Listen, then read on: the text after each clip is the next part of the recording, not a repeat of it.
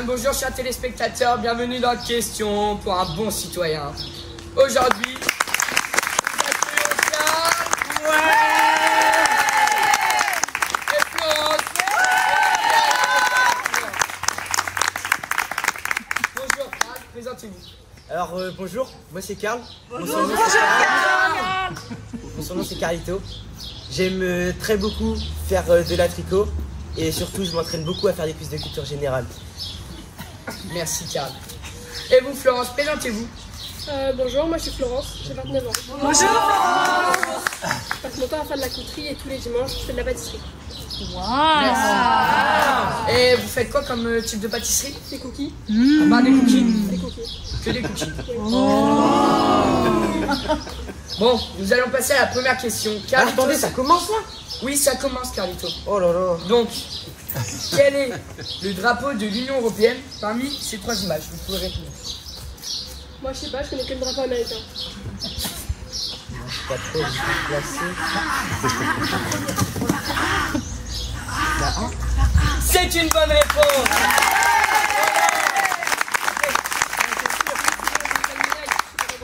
Ouais, je veux bien une médaille. Moi, je comprends. Oh, calmez-vous. Nous allons passer à la prochaine question. Florence, c'est à vous. Quel est le drapeau de la fête nationale? Bah c'est peut-être lui de la fête nationale américaine. Non, mais- Vous ou quoi? Je fais de country quand même. Non mais, vous m'avez pas laissé le temps de finir. Et en plus, je n'ai pas proposé. Donc, je reprends. Quelle est la date de la fête nationale en France? Parce qu'ici, on est en France. Le 4 juillet, le 14 juillet ou le 11 novembre? Ah c'est évident, c'est le 14 juillet. C'est une bonne réponse.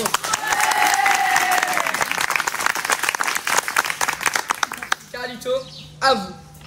Quel est le nom de la femme symbole de C'est la Marie, France? c'est ça? J'en suis sûr, Jean-Pierre, c'est ça? C'est une mauvaise réponse. Et vous m'avez pas laissé le temps de finir. Donc je reprends. Quel est le nom de la femme symbole de la France? Marine, Marianne ou Marina? Ah, c'est Marine, comme ma mère. C'est une mauvaise réponse. C'était Marianne. Florence. À quoi sert l'Assemblée nationale? Elle élit le président, elle élit le ministre ou elle vote les lois? C'est un sketch ou quoi? Là c'est logique, et elle vote des lois. C'est une bonne réponse.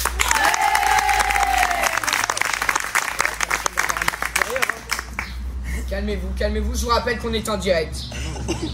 Nous sommes à 2-1 pour Florence. Il reste une question avant la question bonus. Carlito, c'est à vous. Quand devenons-nous citoyens? À la naissance? À la majorité? Ou à ses 16 ans? À la majorité, je remercie ma cousine Karen, elle m'a tout enseigné. Elle est dans le public d'ailleurs. Nous passons le bonjour à votre cousine. Nous allons passer à la question beau, la question nus, la question bonus. Pour ce faire, il est simple. Je vous donne un buzzer, il vous suffit d'appuyer dessus en premier pour... Non. Ah, pas maintenant? Non, pas maintenant, en effet. Du coup, je reprends. Il vous suffit d'appuyer dessus en premier lorsque je vous pose la question. Et vous gagnerez si vous dites la bonne réponse. Attention. Top. En quelle année les femmes ont-elles obtenu le droit de vote? 1789, 1847, 1944. C'est la B, donnez-moi C'est mon une trophée. mauvaise réponse. C'est la A. C'est encore une mauvaise réponse. On dirait qu'on a C'est la fait- C, c'est la C. Donnez-moi mon trophée. Donnez-moi mon trophée. Calmez-vous. Mes chers téléspectateurs, cette émission est enfin finie. Mon café au grenier. Tu peux faire un coucou à la caméra? Non, c'est bon. Non. Bon, ils m'ont énervé les deux. Donnez-moi votre trophée Bah non. et rentrez chez vous. Allez, c'est bon.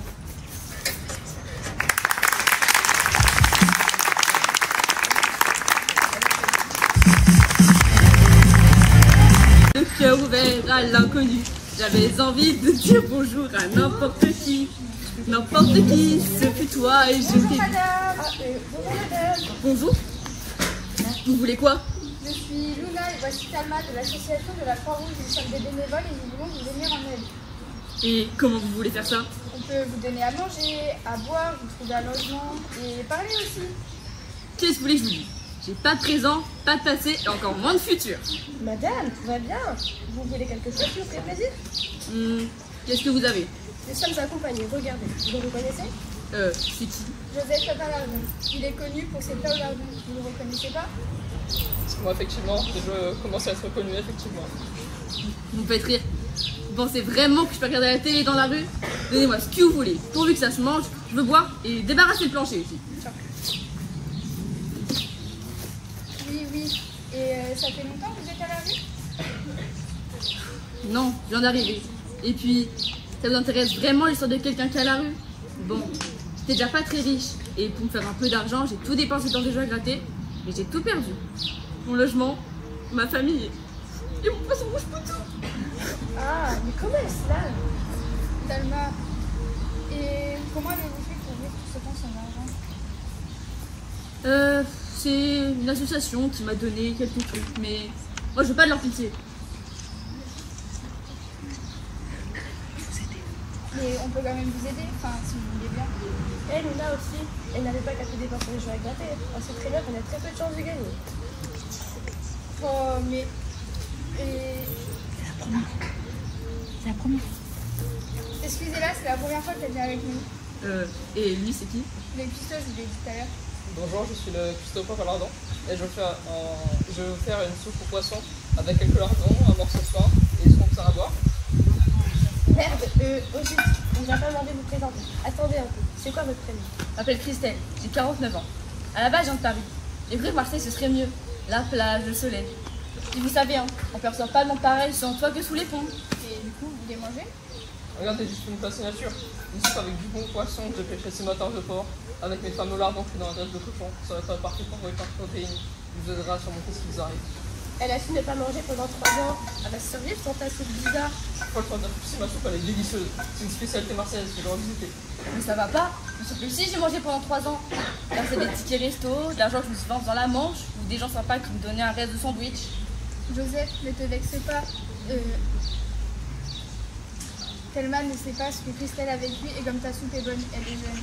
Je suis stagiaire, pas des billes. C'est juste que tu sais pas comment ça se passe. Bah, t'as déjà vu des gens dans la rue, non? Bref, est-ce que de ma faute ou pas? Sinon je m'en vais. Allez. Ah, allez, partez de là. Vous ne rendrez pas ma famille, mon logement, mon travail et mes animaux. Vous arrivez, vous croyez tout savoir, alors vous ne savez rien de ce que je vis tous les jours dans la rue. Je lutte contre le froid, la faim et vos regards de pitié. Vous arrivez avec vos bons sentiments, partez, vous me dégoûtez. Mais ce n'est pas de la pitié, mais plutôt de la bienveillance. Ça va, calmez-vous. Non, je veux juste vous aider et après je comprends votre colère. Mais mon travail c'est ma passion. Je vais juste vous en faire profiter. Ce n'est pas de la pitié.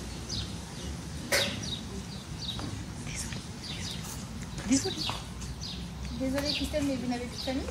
Ma famille, la famille elle n'existe plus depuis que je suis à la rue. Et vous avez essayé de faire vous parler? À quoi bon? Après tout, ça ne regarde pas. Allez, prenez quand même un peu de soupe. Là pour montrer le moral. Non, je veux pas de votre soupe. Ça me débrouiller toute seule, de rien devoir à personne. Partez. Tant pis, quelqu'un s'en donne un ma soupe. Désolée Christelle. Mais tu as sapé. Bon, n'insistons pas. Mais sachez qu'on est là tous les soirs dans le coin de cette rue. Si vous voulez, on a tout ce dont vous avez besoin et pas que de la nourriture.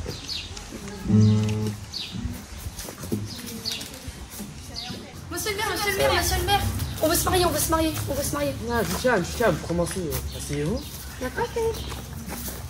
Mademoiselle, Miss Rooney, monsieur. Miss Rooney, vous êtes française, j'ai remarqué que vous avez un petit accent. Enfin, monsieur le maire, on ne parle pas comme ça aux gens. Non, elle vient d'Irlande, mais moi je suis française, monsieur. Que voulez-vous savoir?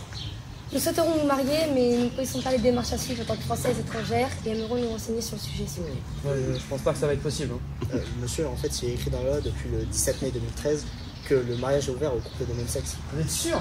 Montrez-moi. Ah, ok. Bon, d'accord. Alors, pour se marier, il faut remplir beaucoup de papiers, montrer beaucoup de documents. Et moi, je pense qu'il vous en manque un plutôt essentiel. What did he say? He said that we have to give him a special documents, but don't worry, everything is going perfectly fine. Okay, see, and do we have them? Arrêtez de parler anglais, s'il vous plaît. On est dans une mairie française ici. Vous en faites pas, monsieur le maire, je peux traduire s'il vous plaît. C'est moi le maire, c'est moi qui décide, non? Oui, pardon, monsieur le maire, vous avez raison. Alors, quels sont les papiers qu'il vous faut? Alors, il vous faudra un justificatif de domicile, une photocopie de la carte nationale d'identité des futurs époux, une photocopie de la carte nationale d'identité des témoins majeurs. D'accord, je vois. Et il y a-t-il autre chose? Il faudra aussi publier les bancs, une formalité essentielle si peine de voir son mariage à nous. What did he say? He said that the conditions for our marriage are the same as a French marriage, and we have to give him a few papers that we'll Mais find. pour la dernière fois, arrêtez de parler anglais dans ma mairie. Pardon, monsieur, je parle pas très bien Bah français. faites un effort. Monsieur le maire, vous n'avez aucun droit de lui parler Bah, comme sauf ça. que si c'est moi le maire. Excusez-le, mesdames. Je vais continuer. Merci. So two steps are necessary. Mais il parlait français. Excusez-moi, monsieur. Alors, il vous faudra un certificat de capacité de mariage au vu du futur mariage à faire chez le médecin. Et vous retrouverez aussi toute la liste des autres documents sur ce papier. Merci beaucoup. Mesdames, je suis désolé, mais je ne vais pas pouvoir assister votre demande en mariage. Quoi? Pourquoi? Je ne pense pas que vous vous aimez réellement et que vous faites plutôt ça par intérêt. What did he say? He doesn't want us to marry each other. I'm so sorry. Monsieur le maire, comment pouvez-vous dire ça? Monsieur le maire, ne voyez-vous donc pas qu'elles s'aiment et vous leur infligez tout ce chagrin? Mais on le sait tous qu'elles font ça pour les papiers. Mais vous foutez de moi ou quoi là? Vous parlez français? Bah évidemment, je parle français, la vie de ma mère. Dans ce cas-là, je vais être obligé d'accepter votre demande en mariage. Vraiment? What did he say? Really? Yes! Oui, je n'ai pas le droit d'aller à l'encontre de la loi et je suis obligé d'accepter ce mariage. Surtout que vous avez réussi à me prouver que vous aimez réellement. Merci. Merci beaucoup, monsieur le maire. Vous savez pas ce que cela représente pour nous. Merci. Goodbye. Bonjour mesdames et messieurs et chers téléspectateurs, bienvenue sur notre plateau C16. Je suis content de vous retrouver pour un nouveau débat. Aujourd'hui, nous allons discuter citoyenneté et d'un sujet bien particulier. Les citoyens français européens que nous sommes doivent-ils soutenir et aider l'Ukraine? Pour cela, j'ai fait appel à 3 femmes. Katerina, qui est ukrainienne naturalisée française depuis peu. Christelle, parisienne. Bonjour. Et Alina, qui a quitté l'Ukraine Bonjour. il y a quelques mois. Je vous laisse vous présenter. Bonjour à tous, je m'appelle Katerina, j'ai 21 ans, je parle français et je vis en France depuis 6 ans. J'ai fait mes études en France et je suis naturalisée depuis 1 an. Bonjour, je m'appelle Christelle et je suis française. Personnellement, je ne donnerai pas mon âge parce que je ne trouve pas ça normal qu'une femme doive donner son âge. Je vis près de Paris, je suis consultante pour une grande entreprise et très impliquée dans la vie de ma commune. Bonjour, je m'appelle Alina et j'habitais à Mariupol avant que la guerre n'éclate. Cela fait 1 an que la ville a été détruite par les forces russes. Mon père se bat dans le Donbass. Mon parcours est un peu compliqué. J'ai été déportée dans un camp de rééducation, d'où j'ai réussi à m'enfuir. Un de mes parents m'a envoyé de l'argent pour que j'aille loin de l'Ukraine. Je suis allée me réfugier en Europe grâce à une association.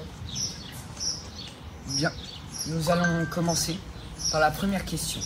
Vous l'avez entendu aux actualités, la question se pose. La France et les autres pays de l'Union européenne doivent-ils aider militairement leurs voisins ukrainiens? C'est une évidence, nous sommes aux portes de l'Europe. C'est de l'entraide et de la solidarité. Le peuple et les soldats ukrainiens ont besoin d'aide. La vie est difficile là-bas.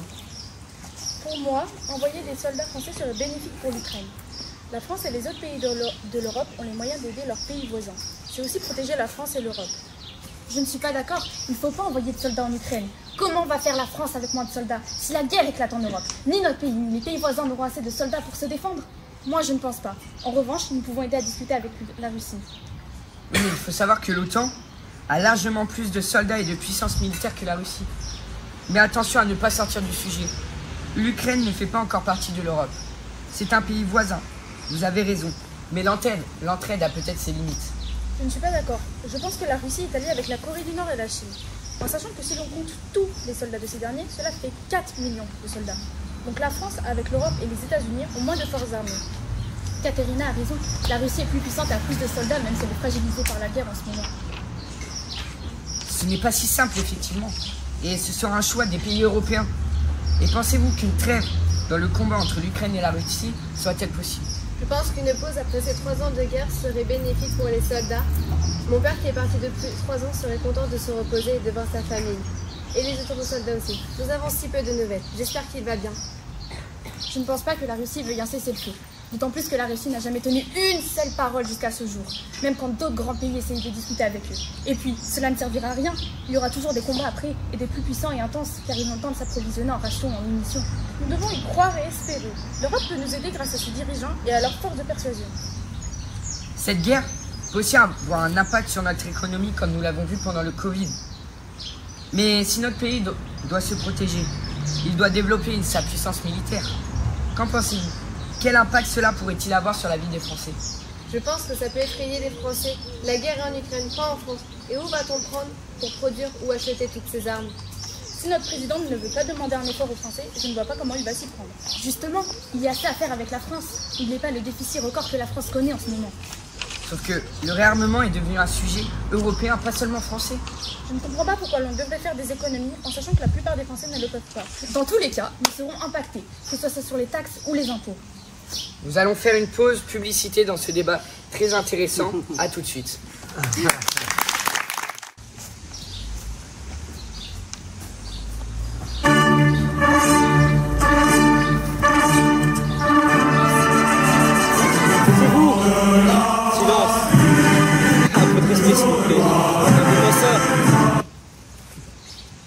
Silence, vas-y, silence. Silence. Peu de respect s'il vous plaît. Regardez-moi ça. Je passe à la télé, toujours droit, fier, flottant en vent. Quel panache. Ah oui, c'est beau. Félicitations. Tu fais ton petit numéro annuel. Moi, ça fait des livres que je suis plus invité nulle part. Attendez. C'est vrai ça, j'y pense. Je crois ici même pas moi non plus. On ne le voit pas du tout dans ces défilés. Tu vois, on est oublié.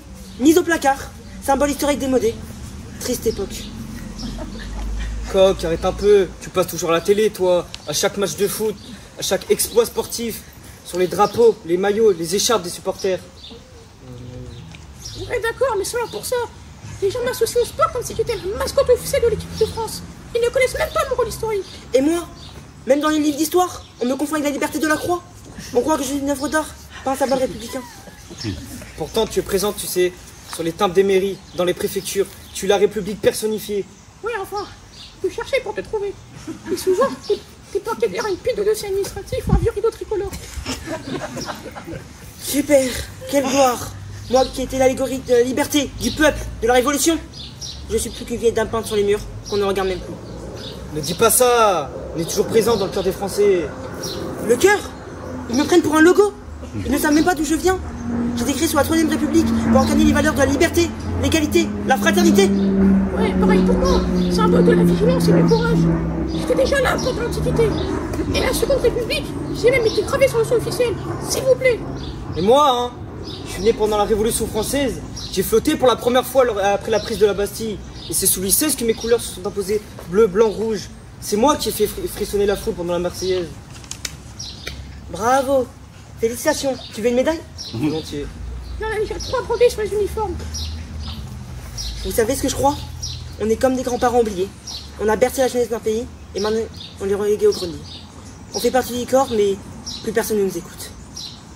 Peut-être, mais notre mission, elle continue. Même dans l'ombre, on veille. Oui, on t'a entendu. Comme les vrais Gaulois. Allez, trêve de nostalgie. Infirmière? Vous pouvez venir? Allez, qui veut une tisane révolutionnaire? Vous croyez qu'on peut commander une galette républicaine aussi? J'ai un petit cru de liberté là. Infirmière? On pourrait avoir 3 tisanes et une galette s'il vous plaît? C'est quand même pas mal d'être un symbole. Ça impose le respect.